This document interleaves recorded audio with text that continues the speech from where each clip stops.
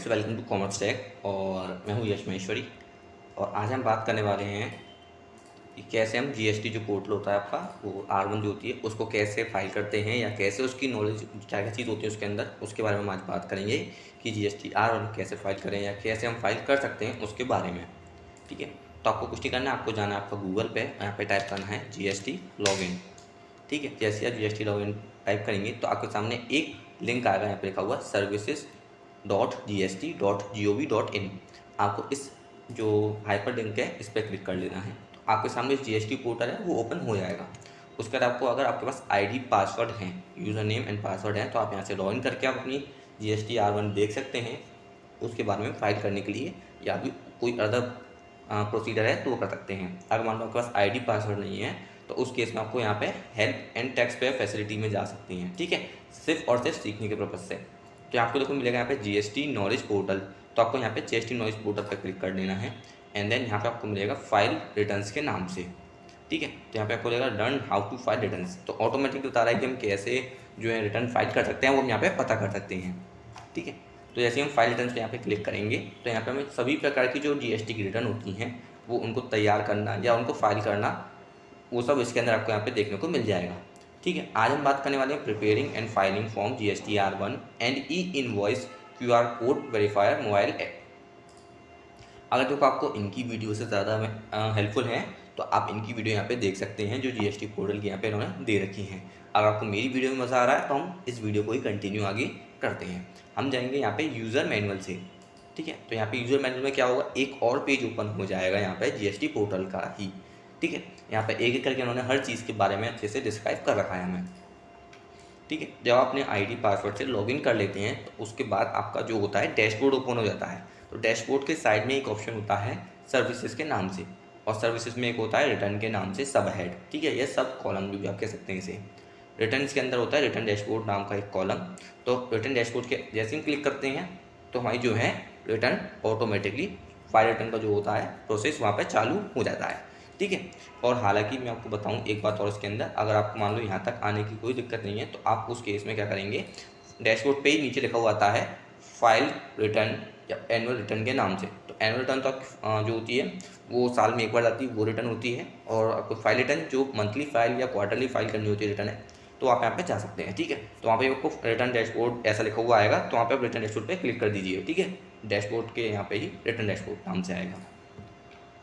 जैसे आप यहाँ पे क्लिक करेंगे रिटर्न्स में जाएंगे, उसके बाद आपको ऐसे बताएगा फाइनेंशियल ईयर, क्वार्टर और मंथ पीरियड। ठीक है, मान लो किस फाइनेंशियल की आपको रिटर्न फाइल करनी है।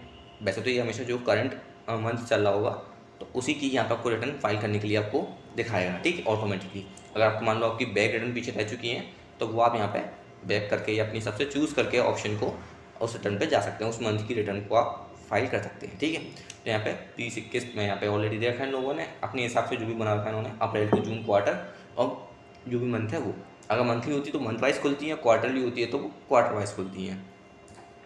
ठीक है, इसमें देखो यहाँ पे जीएसटी R1 और इसकी ड्यू डेट भी यहाँ पे दे रखी है। ठीक है, तो प्रिपेयर ऑफलाइन, और अगर आपकी ऑफलाइन है, आपका GSON वगैरह ऐसी कोई चीज़ है तो वो आप यहाँ पे डायरेक्ट अपलोड कर सकते हैं। अगर आपके पास GSON नहीं है, आपको ऑनलाइन प्रिपेयर करनी है, तो आपको प्रिपेयर ऑनलाइन पे जाना है। और आज हम जो बात करने वाले हैं वो बात करने वाले हैं प्रिपेयर ऑनलाइन के बारे में ही। ठीक है, अब जैसे ही आप प्रिपेयर ऑनलाइन पे क्लिक करते हैं तो आपके सामने एक ऐसा इंटरफेस पूरा आ जाता है। सबसे पहले मैं आपको एक एक कॉलम के बारे में बता देता हूँ कि हर किसी कॉलम में क्या महत्व है, क्या चीज़ इनमें हमें कौन सी डिटेल्स यहाँ पे पुटअप करनी होती है। ठीक है, आप ऊपर चाहें तो हेल्प वाले ऑप्शन से जाके भी आप चाहें तो ऊपर जो हेल्प वाला ऑप्शन जो है, ठीक है, तो यहाँ से भी आप जो है जान सकते हैं इन सब के बारे में। अगर नहीं है कोई बात और नहीं समझ में आ रही है तो आप इस वीडियो में आगे बने रहें। तो देखो सबसे पहला कॉलम जो होता है वो होता है आपका B2B। मगर एक मिनट, अगर आपकी रिटर्न में फाइल मतलब नील फाइल करनी है, कोई भी सेल नहीं है, तो उस केस में आप ऊपर दिए ऑप्शन को फाइल नील रिटर्न GST R1 पर क्लिक करके डायरेक्ट फाइल कर सकते हैं। अगर मान लो आपका पास डाटा है तो आपको पुटअप करना होगा इसके अंदर। ठीक है, तो पहला सेल होता है आपका B2B। अगर आपने GST number two GST number supply की है तो आपके बिल इसमें जाएंगे। ठीक है, अगर मान लो B2C लार्ज दे रखा है, अगर आपने किसी व्यक्ति को है ना 2.5 लाख से ऊपर का माल बेचा है एक ही बिल पे, तो वो B2C लार्ज इनवॉइस कहलाता है। ठीक है, अगर मान लो आपने अपने देश से बाहर कहीं माल बेचा है, ठीक है, तो उस केस में वो एक्सपोर्ट इनवॉइस कहलाएगी, ठीक है। तो अगर आप मान लो कि आपने छोटे छोटे अमाउंट्स में ही वो बिल अपनी स्टेट के या इंडिया के अंदर ही, देश के अंदर ही काटे हैं, तो वो जो है B2C में आते हैं वो बिल, ठीक है। B2C का मतलब होता है बिजनेस टू कंज्यूमर या कस्टमर आप कह सकते हैं, दोनों, ठीक है। कस्टमर कोई भी हो सकता है, वो B2B भी हो सकता है, B2C भी हो सकता है, बट कंज्यूमर जो होता है वो B2C ही रहता है हमेशा, ठीक है। यहाँ पे आता है नील रेटेड। अगर मान लो आपकी ऐसी चीज़ का सप्लाई करते हैं, ऐसी चीज़ को बेचते हैं जो एग्जेम्प्टेड है, नील रेटेड है, जीरो रेटेड है, तो उस केस में आपको इस वाले ऑप्शन, इस वाले कॉलम में आपको अपनी डिटेल भरनी होती है। अगर आपने अपना कोई सेल रिटर्न काटा है किसी रजिस्टर्ड पर्सन को, तो वो यहाँ पे आपको मेंशन कराना होगा। अगर आपने अपना सेल रिटर्न काटा है किसी कंज्यूमर को, अनरजिस्टर्ड पर्सन को, तो आपको यहाँ पे शो कराना होगा, ठीक है। ये वाला केस जो है यहाँ पे जाके रिफ्लेक्ट होता है। टैक्स लाइबिलिटी, अगर मान लो आपने किसी से एडवांस पैसे ले लिए हैं, बिल वगैरह ऐसा कुछ, अगर कोई टैक्स लाइबिलिटी है, एडवांस रिसीव कर लिया है, तो उस केस में आपको यहाँ पे चीज़ मेंशन करानी होगी, ठीक है। अगर उसका कोई एडजस्टमेंट करना है आपको, है ना, क्योंकि वो पैसा आपने पहले ले लिया, बिल बाद में कटेगा, तो उस केस को आप यहाँ पे मेंशन कराएंगे, ठीक है। अगर आपकी जो भी B2C, B2B, एक्सपोर्ट और B2 जो भी मतलब जो भी सब कुछ हुआ है, उन सब में एक HSN जाते हैं, ठीक है। तो HSN समरी जो होती है आपको यहाँ पे रिप्रेजेंट करनी होती है, एक एक HSN बताना होता है हर कोई सेल का, कि आपने क्या क्या चीज़ सेल की है, कितने HSN, कितनी क्वांटिटी और क्या टैक्स रेट था। उसके बाद आपका आता है डॉक्यूमेंट इशू। आपको जो भी बिल नंबर आपने काटे होते हैं 1 2 3 4, वो सब आपको यहाँ पे मेंशन कराने होते हैं एक एक करके, ठीक है। इसमें जो आपका चाहे B2B हो, B2C हो, चाहे फिर एक्सपोर्ट हो, सभी तरह के बिल नंबर आपको यहाँ पे प्रोवाइड कराने होते हैं।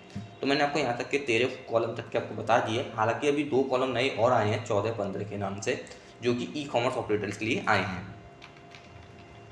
ठीक है। चलते हैं सीधे नीचे ही और वीडियो की ओर, और नीचे देखते हैं क्या क्या चीज़ें रखी है। तो आपको देखो यहाँ पे एक चीज़ दे रखा है यहाँ पे कि टैक्स पे can follow the step GST R1 E invoice वगैरह सब यहाँ पे इन्हें दे रखा है। आप चाहें तो अपने हिसाब से पढ़ सकते हैं इन्हें, ठीक है। मैं इसलिए नहीं पढ़ रहा हूँ क्योंकि ये वीडियो फिर ज़्यादा लंबी हो जाएगी, मतलब, ठीक है। तो आगे चलते हैं इन चीज़ के बारे में। इन्होंने देखो एक चीज़ यहाँ पे पहले तो हेल्प वाला बताया था हमें, अब ये चीज़ हमने वापस बता दी इन्होंने, ठीक है। यहाँ पे लिखा हुआ download details from e invoice in Excel. मान लो हमने कोई ई इनवॉइस काटे हैं और हमें नहीं पता है, तो हम उस केस में यहाँ से ई इनवॉइस भी डाउनलोड कर सकते हैं, ठीक है। मान लो आप ई इनवॉइस काटते हैं तो उनकी समरी भी आप यहाँ पे एक्सेल में यहाँ पे डाउनलोड कर सकते हैं बिना किसी दिक्कत के, ठीक है। मगर वो कब होगा, कैसे होगा, इस सब के बारे में आपको पता नहीं है ना। तो वो ऊपर देखो उसमें इन्हें एक चीज़ बता रखी है। अभी जो आप नॉर्मल फाइल कर रहे होते हो, तो देखो यहाँ पे देखो मिल गया, ये रहा download details from e Excel file. अब नीचे देखो दो रिटर्न, जो दो ऑप्शन है वो अनहाइड मतलब हाइड है, ठीक है। वो कौन कौन से हैं, फाइल रिटर्न वाले। तो इसमें क्या है, आपकी रिटर्न जो है सबमिट और फाइल दोनों हो चुकी है। हालांकि बाद में जाके जो है ये चीज़ें चेंज हो गई हैं अब थोड़ी सी, तो उससे कोई दिक्कत नहीं होगी, आप वो पढ़ के अपने हिसाब से आप कर सकते हैं, ठीक है। छोटे मोटे ऑप्शन हैं इसके अंदर जो बता रखे हैं इन लोगों ने। अब बात आती है यहाँ पे देखो एक एक चीज़ एक एक करके बता रहे हैं। अभी आता है अमेंड रिकॉर्ड डिटेल्स। मान लो हमने कोई सेल पर, मतलब हमें से ऐसा होता है कि हम जो सेल भेज रहे होते हैं, ज़रूरी नहीं हमने वो सही भेजी हो, कभी किसी वजह से गलत चली गई हो या किसी की गलती से गलत चली गई हो, तो उस चीज़ को भी हम यहाँ पे सही कर सकते हैं। अगर आपकी B2B में कोई गलती गई है तो आप यहाँ पे सही कर सकते हैं, ठीक है।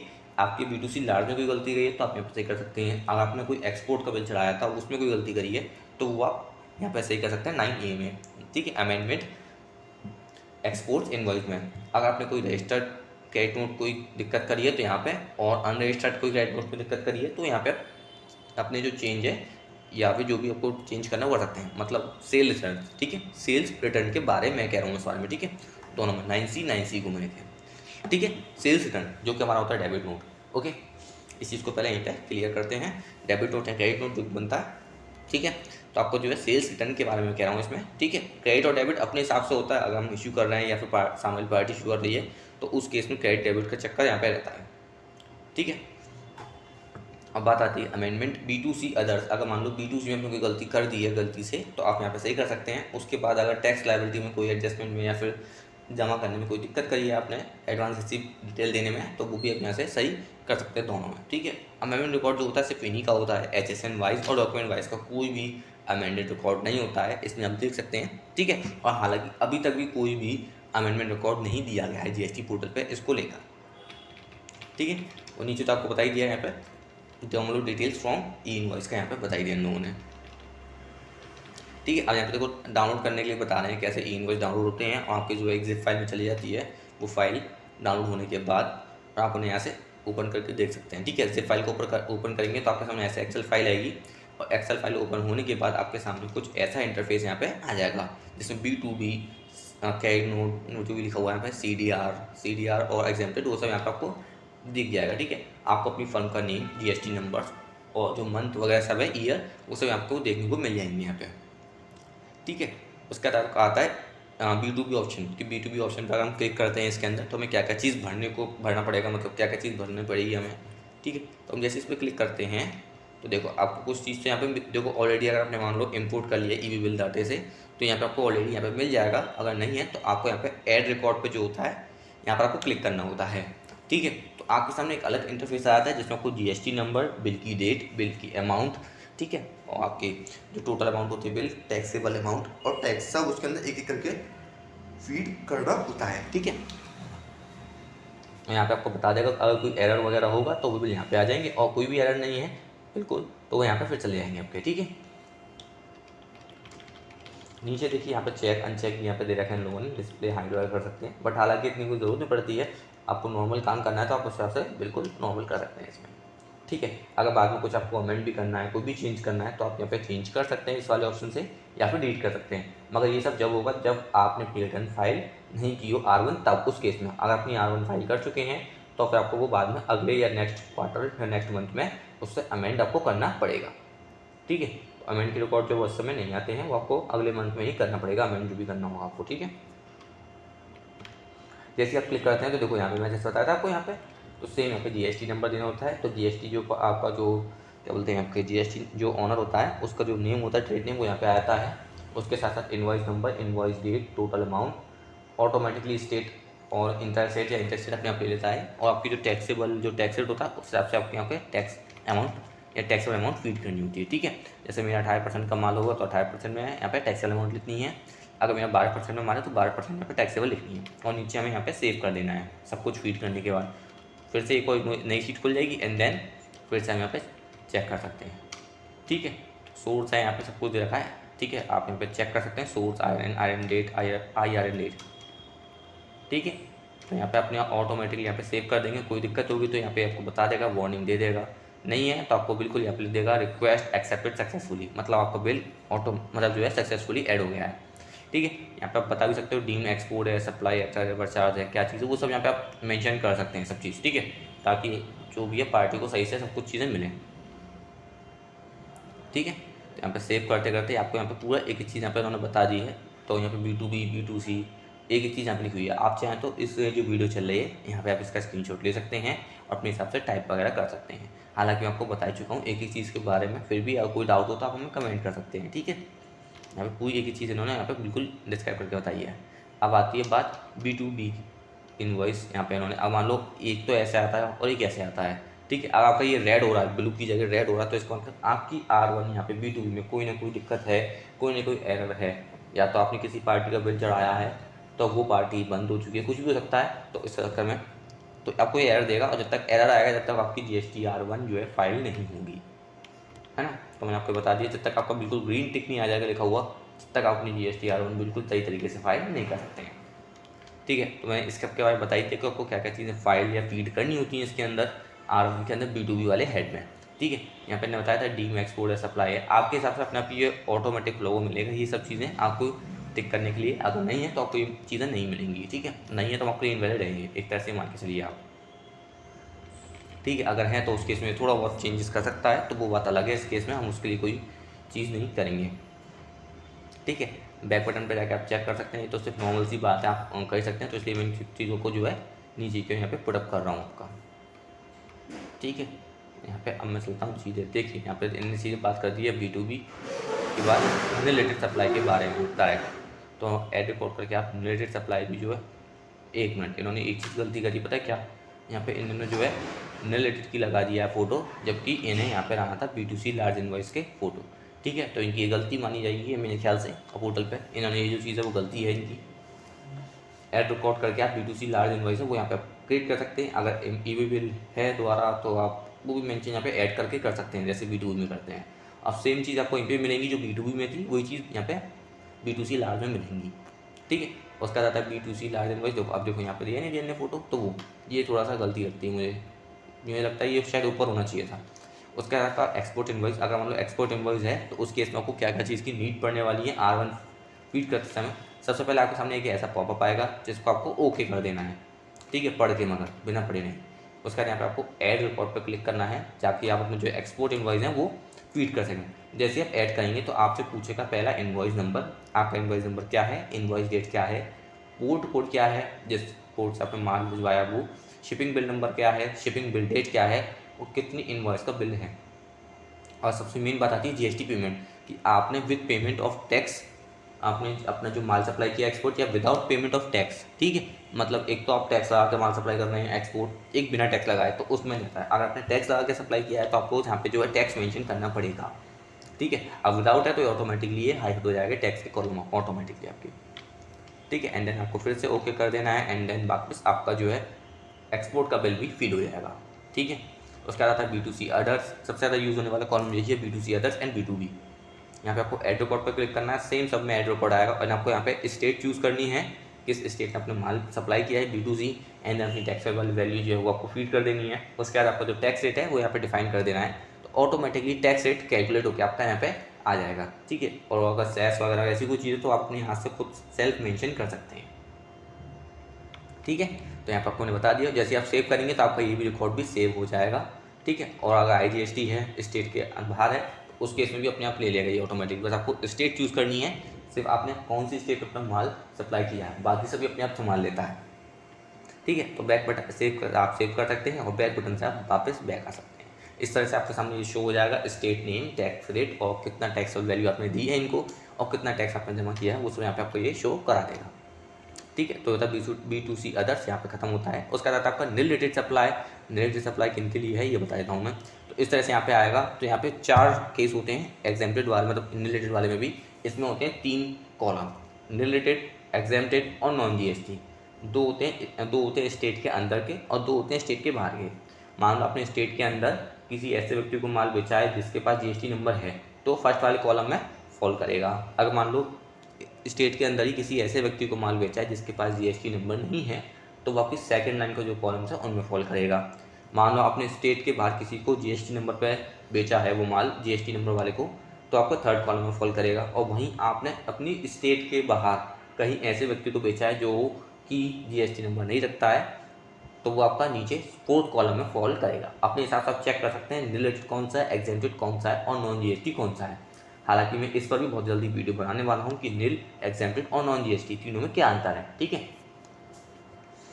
उसके बाद आपका आता है यहाँ पे, आपने सही से फिल कर देते हैं तो ऊपर ग्रीन लाइन आ जाएगी, यहाँ पे लिखा हुआ आ जाएगा रिक्वेस्ट एक्सेप्टेड सक्सेसफुली। ठीक है, तो यहाँ पे एक ही चीज़ ने मेंशन करी है अपने हिसाब से। ठीक है, ज़रूरी नहीं कि हर किसी के केस में सब चीज़ें हों, ऐसा ज़रूरी नहीं है। सेम ऐसी क्रेडिट नोट और डेबिट नोट का रहेगा यहाँ पे चेक कर। क्रेडिट नोट डेबिट नोट में आपको सेम जैसी ऊपर वाले सप्लाईज थी वही सब यहाँ पे नीचे रहेंगी, बस आपको यहाँ पे नोट टाइप करना होगा कि डेबिट और क्रेडिट अपने हिसाब से। ठीक है, थोड़ा सा पता करके, और वही सब debit note number, credit note number, GST number. ठीक है, GST नंबर और इनवॉइस वैल्यू और स्टेट वगैरह सब ऑटोमेटिकली यहाँ पे आपको चूज़ करना पड़ेगा। अगर GST नंबर है तो ऑटोमेटिकली स्टेट ही चूज़ कर लेगा। ठीक है, ज़्यादा कोई डिफरेंसेस वाली बात नहीं है। अगर आप थोड़ा सा टाइम देके इसमें अगर थोड़ा सा भी दिमाग लगाएंगे तो मेरे ख्याल से मुझे लगता है कि आप इसको अच्छे से भरना सीख सकते हैं R1 को। ठीक है, सबसे अच्छी बात यह है कि सारे कॉलम एक जैसे हैं, आपको बिल्कुल भी डरने की ज़रूरत नहीं है इसमें भरते समय। ठीक है, तो क्रेडिट नोट रजिस्टर्ड हूँ, अनरजिस्टर्ड हूँ, दोनों यहाँ पे ऐसे भर सकते हैं। रजिस्टर्ड हो चुका है, अब आते हैं अनरजिस्टर्ड पे ऐड रिकॉर्ड करना है। उसके बाद आपको यहाँ पे फिर से वही टाइप सब कुछ कर देना है। ठीक है, अनरजिस्टर्ड है तो आपको यहाँ पे मेंशन करना है अपना, डायरेक्ट अपनी कोई सेल में से घटा के नहीं दिखाना है, आपको इसके अंदर देख कर बताना है। ठीक है, इसमें आपको देखो लिखा होगा B2C लार्ज वालों के लिए, यहाँ पर दिख रहा है कॉलम पे, यहाँ पे ये रहा। आप यहाँ पे चूज़ कर सकते हैं अपने हिसाब से जो भी आपका, एंड देन उसका स्टेट वगैरह सब कुछ यहाँ पे वो वैसे ही सेम मेंशन करनी है। ठीक है, इस केस में GST नंबर नहीं है तो वो बात अलग है। फीड करने का आपका जो है इस तरह से कुछ ऐसा मेंशन होगा, यहाँ पे आप एडिट या डिलीट कर सकते हैं। ये चीज़ हर किसी ऑप्शन में आपको मिलेगी। ठीक है, एक एक चीज़ ऊपर से लेकर नीचे तक जितने भी इनके टैब दे रखे हैं उन सब में आपको मिलेगा। एडवांस टैक्स लायबिलिटी कैसे रिसीव होती है उसकी कैसे करनी है, तो ऐड स्टेज वाइज डिटेल करनी है उनकी, आपको यहाँ पे क्लिक, आपकी जो भी स्टेट है वो यहाँ पे चूज़ करनी है। तो gross advance received excluding tax. ठीक है, नॉट इंक्लूडिंग नहीं, एक्सक्लूडिंग, विदाउट टैक्स वाला। तो आपको अपने मेंशन कर देना है, तो ऑटोमेटिकली यहाँ पे वो चीज़ें मेंशन हो जाएंगी। ठीक है, स्टेट वाइज है जो भी कुछ है यहाँ पे पूरा पूरा स्टेट वाइज, क्योंकि जो जी बिल काटा नहीं है, जब बिल काटोगे तब आपको बिल मेंशन करना पड़ेगा। ये सब जो है विदाउट बिल का है। तो यहाँ पे देखो आपने स्टेट वाइज यहाँ पे मेंशन कर दिया है, ऑटोमेटिकली एडिट और डिलीट भी कर सकते हैं। उसके बाद आपका यहाँ पे एडजस्टमेंट वाले केस में तो आपको यहाँ पे कैसे करना है, ऐड स्टेट वाइज डिटेल। अगर मान लो आपने पहले कभी कुछ किया है तो उस केस में आपको यहाँ पे फिर से वही चीज़ सेव करनी है। ठीक है, वही सेव या बैक कर सकते हैं। इसमें सेव करने का आपका डाटा जो है सेव हो जाएगा और बैक करने पर वापस बाहर आ सकते हैं। ठीक है, स्टेट आपको अपने हिसाब से चूज़ करनी है एंड देन फिर से ही आपको ये पुटअप करना पड़ेगा। ठीक है, और सेव करना पड़ेगा इसमें। ठीक है, तो हमारे दोनों चीज़ें खत्म हो चुकी हैं। अब बात आती है HSN समरी के बारे में। HSN समरी कैसे पुटअप करनी होती है। जैसे ही आप ओपन करते हैं तो आपके सामने पहला ऑप्शन आता है HSN का। तो आपको जो भी आप गुड सप्लाई करते हैं उसका आपको यहाँ पे HSN लिखना होता है 4 to 6 डिजिट का। ठीक है, 4 to 6 डिजिट का। यहाँ पे लिखा हुआ है कि मोर कम से कम 4 फैक्टर तो होने चाहिए। ठीक है, और अगर कोई HSN नहीं है या चेंज हो गया तो यहाँ पे लिखा हुआ है HSN not present in GST HSN master.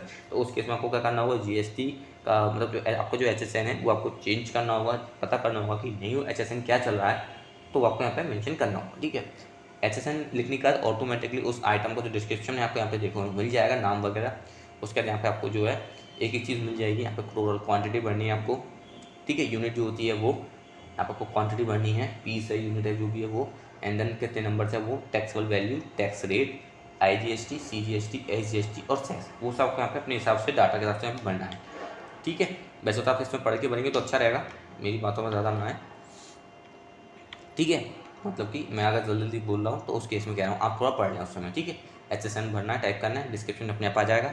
आपको लिखना है कि आपकी जो सप्लाई है वो पीस है, यूनिट है, KG है, क्या चीज़ है, कितनी करी है वो, quantity, taxable amount, tax rate कि 18 का है, 12 का है या 5 का है, उसके बाद IGST, CGST, SGST और सेस, जो चीज़ हो आप यहाँ पे मेंशन कर सकते हैं। ठीक है, अगर नहीं होगा मैक्सिमम ज़्यादा कोड लिख दोगे तो दिक्कत हो जाएगी। ठीक है, HSN code can be maximum of 8 digit, ज़्यादा से ज़्यादा आप 8 डिजिट की HSN यहाँ पे मेंशन कर सकते हो। जैसे अगर मैं देख सकते हैं यहाँ पे देखो ग्राम लिखे हुए नहीं रखे हुए ग्राम्स, वो टोटल क्वांटिटी कितनी है, टोटल टैक्सेबल वैल्यू यहाँ पे आ गई, टैक्स रेट कितना है ये रहा, IGST कितनी थी, CGST कितनी थी, SGST कितनी थी, इन पे सब पे वो सेस नहीं था तो सेस 0 रहेगा यहाँ पे। ठीक है, तो ये सब चीज़ें मेंशन करने के बाद जैसे आप जाएंगे नीचे की ओर तो सेव ऑप्शन आता है, वहाँ पे सेव कर देना है और एक एक करके आपके जितने भी HSN होते हैं आपको यहाँ पे सब HSN पुटअप करने होते हैं। ठीक है, तो जैसे ही आप HSN पुटअप कर देते हैं उन सब की एक समरी नीचे बन के आ जाती है, जिसमें आपको क्या करना होता है, उन्हें सेव कर देना होता है। ठीक है, हालांकि अब ये जो थोड़ा सा ये दिखा रहे हैं वो चीज़ अब प्रोसीडर जो है थोड़ा चेंज हो गया है। ये 2020 का प्रोसीडर है, बट हल्का सा इसमें जो है चेंज अभी भी चल रहा है। ठीक है, यहाँ पर देखो ऐड का लिख रहा है, नहीं लिख रहा, ऐड कर देंगे तो नीचे ऐड हो जाएगा सेव होने के लिए। ठीक है, अब बात आप अपने हिसाब से बाद में से, जैसे मान लो HSN से पड़ गए तो बाद में आप इसे एडिट डिलीट कर सकते हैं, नहीं तो आप सेव करके डायरेक्ट इन्हें अपने लिए आगे बढ़ सकते हैं R1 के लिए। ठीक है, आप यहाँ पे R1 से सेव करके यहाँ पे आप आगे की ओर आ जाएंगे यहाँ पे। ठीक है, तो इन्होंने HSN के बारे में अच्छे से इन्होंने बता ही दिया है, बट ऐसा लगता है मुझे कोई चीज़ इन्होंने डबल डबल लगा ली है यहाँ पे, तो थोड़ी सी दिक्कत हो रही है मुझे यहाँ पे, है ना। कोई नहीं, देखते हैं सेव होने के बाद यहाँ पे हम वापस बाहर आते हैं। अब आता है डॉक्यूमेंट इशू, मेन ऑप्शन आपका ये है। पहला आता है आपका इनवॉइस फ्रॉम आउटर सप्लाई, जो आपके सेल के बिल हैं उनमें आपको यहाँ पे जो है मेंशन करने होते हैं आपने B2C या B2B में कितने बिल काटे हैं मिला के टोटल, तो वो आपको यहाँ पे मेंशन करनी होती है एक सीरीज़ के हिसाब से। देन आपका अनरजिस्टर्ड मान लो आपने किसी से कच्चे में माल खरीदा है, मतलब बिना GST नंबर वाले से, तो आपको ही उसके बिल मेंशन करने होते हैं यहाँ पे, तो आप यहाँ पे मेंशन करेंगे दूसरे नंबर के कॉलम में। अगर आपने कोई भी इन्वॉइस रिवाइज किया है तो उसके लिए आपको रिवाइज इन्वॉइस में जाकर आपको रिवाइज इन्वॉइस डिटेल भरनी पड़ेगी। Debit note, credit note type की कोई चीज़ इशू करी है तो उसके इन्वॉइस नंबर भी आपको यहाँ पे मेंशन कराने होंगे। ऐड डॉक्यूमेंट पे जाके आप यहाँ पे एक टेबल खुल जाएगी, तो यहाँ पे आप अपने जो भी डॉक्यूमेंट डिटेल्स हैं वो ऐड कर सकते हैं। कोई रिसीव वाउचर है, पेमेंट वाउचर है, रिफंड वाउचर है, delivery challan for job work, delivery challan for supply of approval या on approval, delivery challan in case of liquid gas, ऐसी कोई चीज़ें रहती हैं तो आप इस केस में इनके जो डॉक्यूमेंट आपको यहाँ पे फीड करने होंगे। जब आपके सभी डॉक्यूमेंट फीड हो जाएंगे तो आपको यहाँ पे सेव का बटन जो है क्लिक कर देना है, तो आपको जो डॉक्यूमेंट है वो इश्यू हो जाएंगे। जैसे आप ऐड बटन पर क्लिक करते हैं तो आपसे पूछता है फ्रॉम टू, कहाँ से लेके कहाँ तक के बिल काटे हैं आपने, टोटल नंबर बिल नंबर कितने हैं आपके, उसमें से कैंसिल कितने हुए हैं, ऑटोमेटिकली नेट इशू आपको बता देगा। और आप चाहें तो यहाँ से डिलीट भी कर सकते हैं, नहीं तो इसे ऑटो क्रेडिट भी कर सकते हैं। ठीक है, ये सब अवेलेबल है जब आप आपने अपनी रिटर्न फाइल ना की हो उससे पहले, ठीक है, डाटा भर में जब, नहीं तो उसके बाद नहीं है। उसका तो फिर आप नेक्स्ट मंथ देखें, उसका तो वैसे भी अमेंडमेंट नहीं होता है, मतलब रिवाइज वाला हाल नहीं होता है। आपका सब कुछ सही है तो सेव पे क्लिक कर देंगे यहाँ पे, जैसे कि मैंने बताया था, यहाँ पे सेव पे क्लिक करके एंड देन रिक्वेस्ट एक्सेप्टेड यहाँ पर आपको लिखा हुआ आ जाएगा, और 30 मिनट की जो समरी जनरेशन है वो यहाँ पे 30 सेकंड की सॉरी वो ले लेगा, ठीक है।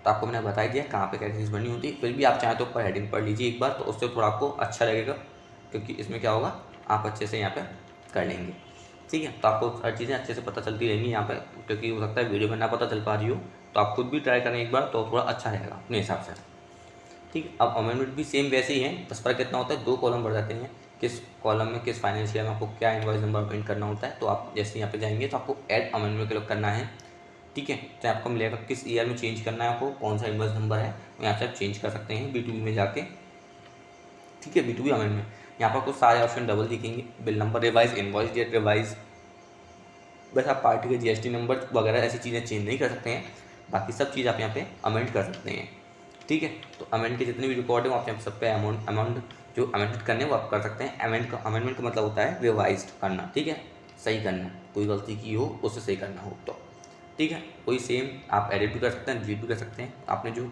अमेंड किया है वो, ठीक है। अगर मान लो लार्ज इनवॉइस में कोई गलती है तो वो आपसे फिर से पूछेगा इनवॉइस नंबर क्या है आपका, फिर से वो रिवाइज इनवॉइस कर देगा। सेम आपको सब बताना है किस मंथ और किस ईयर में इनवॉइस को जो है रिवाइज करना है, कौन सा इनवॉइस नंबर है, तो ऑटोमेटिकली आपको ये है वो आपको यहाँ पे ओपन करके यहाँ पे दे देगा, ठीक है।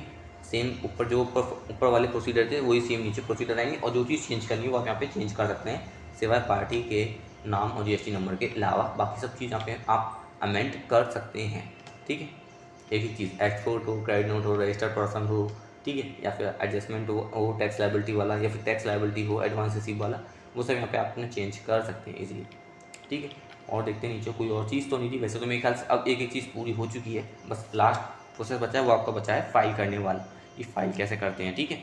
अगर आप इतनी ये चीज़ें डिटेल आराम से भर लेते हैं तो फाइल करने में भी आपको कोई दिक्कत नहीं होने वाली है आगे मेरे ख्याल से तो, ठीक है। तो आपको इसका में चलते हैं सीधे नीचे डायरेक्ट, क्योंकि मैं ज़्यादा वीडियो को लंबा करना नहीं चाह रहा हूँ, ऑलरेडी ये वीडियो बहुत लंबी हो चुकी है मेरे हिसाब से तो, ठीक है। तो मैं इस वीडियो को ज़्यादा लंबी नहीं करना चाहता। अगर मान लो आपकी सब चीज़ें सही हैं तो आप जनरेट समरी पर क्लिक कर देंगे, ठीक है। आप मान लो कोई गलती हुई है, आपसे बहुत ज़्यादा गलती हो गई है, तो आप यहाँ पर रीसेट करके वापस दोबारा से फिल कर सकते हैं एंड देन अपनी समरी को जनरेट कर सकते हैं, ठीक है। यहाँ पे देखो लिखा होगा जनरेट समरी पर आपको यहाँ पे क्लिक करना है, आपका सब कुछ सही है तो जनरेट समरी करने के बाद ही यहाँ पे आपको एक तो डाउनलोड PDF को मिल जाएगा या फिर फाइल स्टेटमेंट। जब आपका जनरेट समरी पर आप क्लिक कर लेंगे तो फाइल स्टेटमेंट को क्लिक करना है, और जैसे आप इस पर क्लिक करेंगे तो आपके सामने क्या होगा, ऐसी एक समरी बन के आ जाएगी जिसमें हर एक एक चीज़ की डिटेल दे रखी होगी, जो चीज़ आपने भरी है उस चीज़ की यहाँ पे जो है समरी यहाँ पे प्रोवाइड करवा देंगे। यहाँ पे आपको जाना है फाइल स्टेटमेंट पे, तो आप जैसी फाइल स्टेटमेंट पे जो क्लिक करेंगे ना, मैं आपको बता देता हूँ, यहाँ पे देखो एक चीज़ दे रखी है बिल्कुल, ठीक है। आपके पास यूज़र ID पासवर्ड है तो बहुत बढ़िया बात है, आप ये सब चीज़ें बिल्कुल अच्छे से देख सकते हैं। डाउनलोड करने पे आपको कुछ ऐसा इंटरफेस रहेगा, आप मान लो PDF में डाउनलोड करते हैं अपनी R1 को, तो ऐसा कुछ आपका जो इंटरफेस रहेगा यहाँ पे PDF में, है ना। तो वो हालांकि इतनी पैसा की कोई नहीं है, मगर फिर डिटेल आप अपनी पार्टी को देना चाहते हैं तो आप उस केस में बिल्कुल सही है, ठीक है। तो आपका रेडी टू फाइल लिखा हुआ आएगा, यहाँ पे proceed to file and summary, तो यहाँ पर आपको क्लिक कर देना है। प्रोसीड टू फाइल पे जाते हैं आपके सामने ऐसी समरी आएगी, ऐसी समरी आने के बाद आपको नीचे जो है मिलेगा फाइल स्टेटमेंट का ऑप्शन, यहाँ पे आपको क्लिक कर देना है, और उसके बाद आपको यहाँ पे पूछेगा आई हियर बाय डिक्लेयर, मतलब जो भी चीज़ें जो मैंने भरी हैं वो सब चीज़ें करेक्ट हैं, यहाँ पे कोई ऐसा और लिखा हुआ है तो आपको यहाँ पे टिक कर देना है। उसके बाद जो भी आपका प्रोप्राइटर है उस पर आपको क्लिक करके यहाँ पे उसका नेम सेलेक्ट कर लेना है, ठीक है। उसके बाद आपको जिससे भी फाइल करनी है अपनी R1 DSC या EVC से, वो आप यहाँ पे उससे फाइल यहाँ पे अपनी कर सकते हैं, ठीक है। तो फाइल विद DSC या फाइल विद EVC में क्या होता है, जो भी मेल ID या मोबाइल नंबर लगा होता है उस पर OTP जाता है, तो बेसिकली सब EVC से करते हैं। अगर DSC है तो आप DSC से भी कर सकते हैं। EVC पे क्या होता है, आपका जो आएगा एक जो OTP जाएगा किस पे, आपकी मेल ID पे या फिर आपके फ़ोन नंबर दोनों पे जाता है, ठीक है, सेम OTP। वो आपको वैलिड होता है कब तक, यहाँ पे देखो लिखा हुआ भी आता है OTP is valid for till, यहाँ पे देखो टाइमिंग लिखी हुई आती है, तो आप जब तक उससे पहले अपना जो OTP है वो सबमिट कर दें ताकि वो हो जाए। अब मान लो आपका OTP सही होता है, सब कुछ सही होता है, तो यहाँ पे आपको लिखा हुआ आ जाएगा GST R1 जनरेट, और आपका जो एक्नॉलेजमेंट रेफरेंस नंबर है वो जनरेट हो जाएगा। और ये एक्नॉलेजमेंट नंबर जो होता है मेल और आपके मोबाइल नंबर दोनों पर चला जाता है, और ऊपर आपका जो स्टेटस है वो फाइल लिखा हुआ आ जाता है, ठीक है। और बाकी सब जो ऑप्शन होते हैं अब वो ब्लर हो जाती हैं, ठीक है, अब वो अनयूजेबल हो जाते हैं यहाँ पे, ठीक है। अब बाकी का यहाँ पे आपको बता ही दिया, R1 को लेके जो जो चीज़ें थी वो सब मैंने आपको यहाँ पे मेंशन कर दी हैं। फिर भी अगर कोई डाउट हो तो आप हमें कमेंट कर सकते हैं, ताकि नेक्स्ट वीडियो में हम वो भी चीज़ क्लियर कर सकें, और मैं कोशिश करूँगा कि नेक्स्ट वीडियो में ज़्यादा लंबी ना हो GST 3B को लेके। So thank you very much for watching my video, and maybe I will help you for your journey.